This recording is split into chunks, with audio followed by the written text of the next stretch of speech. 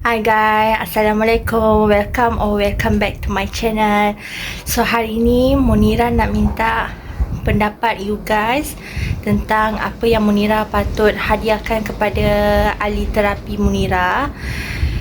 Basically Munira nak hadiahkan something like Munira buat, Munira macam Munira crochet sendiri, tapi Munira tak tahu apa yang bag kecil ke, macam drawstring bag ke, ataupun macam bag besar ke, Munira tak tahu. Tapi Munira nak minta pendapat korang semua tentang apa yang Munira patut buat.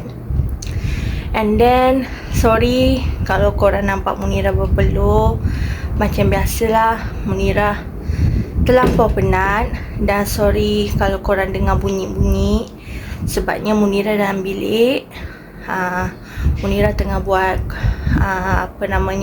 video ni seorang. Jadinya Munira nak ambil masa sikit untuk Munira betulkan, nak tanya pendapat korang semua.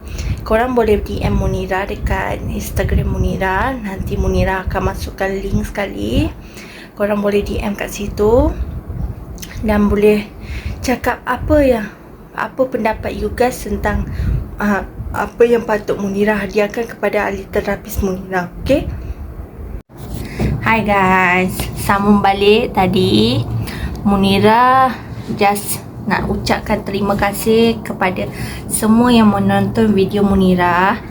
As usual, my fan base, thank you so much for watching my video, like my video and subscribe to my channel, my small channel.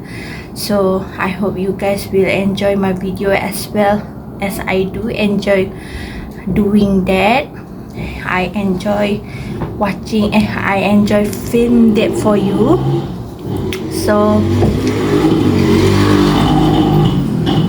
I'm so sorry for noise background, but I hope another video will be smooth and also be, I don't know